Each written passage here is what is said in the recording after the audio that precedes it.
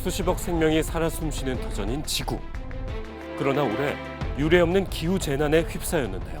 40도를 넘는 기록적인 폭염이 계속되면서 스페인은 20년 만에 최악의 산불을 겪고 있습니다. 작년 지구 평균 온도는 산업화 이후 역대 최고치 기록. 전 세계가 극심한 지구 온난화로 인해 큰 위기를 겪어야 했는데요. 이제 기후 재난은 우리에게 빈번한 일상이 되고 말았습니다. 그렇다면 과연 지구 수명은 얼마나 남았을까? 시민들에게 물어봤습니다. 아무래도 한 1000년 정도이지 않을까. 100년 정도 남지 않았을까요? 근데 지구가 점점 더 더워지고 있는 것 같긴 해요. 탄소와 같은 온실가스의 배출로 지구 온난화가 가속화되고 있는 상황. 전문가들은 거듭된 경고를 전하며 심각성을 강조하고 있는데요. 2030년대 초에 6, 7년 이내에 지구온도가 2도씨 이상 상승할 거로 경고를 하고 있고요. 현재 우리 지구는 큰 문제 수준에 닥칠지 모른다 하는 거를 알고 있어야 되는데 그런 거를 지금 제대로 실감 못하는 게 더 큰 문제입니다. 지구 온난화가 계속되면 지구 수명은 단 5년밖에 남지 않았다는 예측도 있습니다. This new finance goal is an insurance policy for humanity amid worsening climate impacts hitting every country. 유엔에선 온실가스 감축 목표 제출을 요구했는데요. 우리나라는 2018년에 비해 10% 이상 절감에 성공했지만 여전히 추가 절감이 시급합니다. 실제로 우리나라의 탄소 감축 속도는 국제사회 최하위권에 속해 있는데요. 탄소 다배출 업종, 그러니까 철강이나 석유화학, 시멘트 같은 산업들이 탄소를 조금 더 저감하려는 노력을 해야 되는데 아직은 우리나라가 크게 그 기술 개발이라든지 이런 것에 많이 못 미치고 있는 상황입니다. EU나 일본에 비해서. 그래서 앞으로 탄소 배출을 많이 줄이면서도 앞으로 산업 생산 활동을 계속할 수 있는 방향으로 산업 구조, 산업이 전환돼야 된다고 보시면 될 것 같습니다. 탄소 중립 방안 마련을 위해 산업 분야에 대한 대국민 공개 토론회가 개최됐는데요. 이 분야가 탄소 배출량이 가장 많다고요.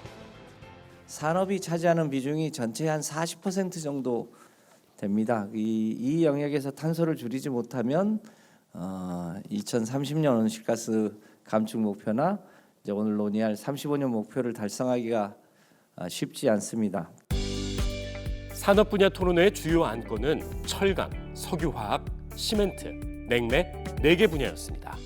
핵심 제조업의 탈탄소 산업으로 전환할 것인가, 그 과정에서 우리 산업들이 경쟁력을 잃지 않고 기회로서 활용할 수 있는 산업 경쟁력을 강화할 수 있는 부분 있는가가 가장 비전이라고 할 수 있고요. 이런 수소환원제철과 같은 혁신 탈탄소 전략 지원을 위해서 미국도 10억 달러 수준의 지원을 추진을 하고 있고요.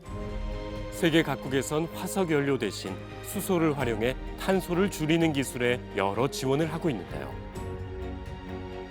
우리나라에서도 기업들 사이에서 수소를 대체 연료로 쓰는 탄소 절감 기술이 상용화되고 있습니다. 철강, 석유화학 분야에서도 전반적인 공정 전환을 통해 지속 가능한 산업 생태계 구축에 속도를 내는 중입니다. 산업 활용도가 높은 시멘트 분야 역시 탈탄소화에 특히 중요한 주제인데요. 시멘트 업계 같은 경우는 최근 21년도부터 2025년까지 1조 2천억 정도를 투자를 했습니다. 이로 인해서 160만 톤 정도 연간 온실가스를 줄일 수 있었고요. 신규 혼합 시멘트에 대한 KS 기준 마련이라든지 제도가 선제적으로 변화하지 않는다면 기업들이 투자를 좀 미룰 수밖에 없고 이로 인해서 저희들이 NDC 달성은 점차 더 늦어지지 않을까라고 생각을 하고 있습니다. 탄소 배출을 줄일 수 있는 저탄소 혼합 시멘트의 상용화가 주요 과제라고 합니다. 한편 건물 분야에선 주거 에너지가 NDC의 키포인트라고 하는데요. 저희가 건물을 사용하는 과정에서 냉난방을 한다든지 모든 과정에서 이게 온실가스가 배출됩니다. 그렇기 때문에 온실가스 감축하기 위한 다양한 그런 감축 노력들이 필요한 상황이라고 볼 수 있습니다. 바로 이곳이 13년 전 이런 고민을 해결했던 한국 최초의 에너지 제로 주택이라고요. 여기는 온실가스 절감을 위해서 지은 노원 이지하우스입니다. 5대 에너지라고 해서 난방, 냉방, 환기, 급탕, 조명 에너지를 충당을 하면 제로 에너지 주택이라고 하고 있습니다. 건물의 벽과 옥상에 설치된 천여 장의 태양광 패널에선 121세대 전체가 사용하고도 남는 전력이 생산되고 있습니다. 이렇게 생산한 전기 에너지를 또 다른 에너지로 변환시키는 설비가 있다고 하는데요. 이곳이 노원 에너지 제로주택 지열 히트펌프를 운영하는 기계실입니다. 이곳엔 지하의 열을 이용해 냉난방, 급탕 등 주거에 필요한 에너지를 생산하는 지열 히트펌프가 운용되고 있습니다.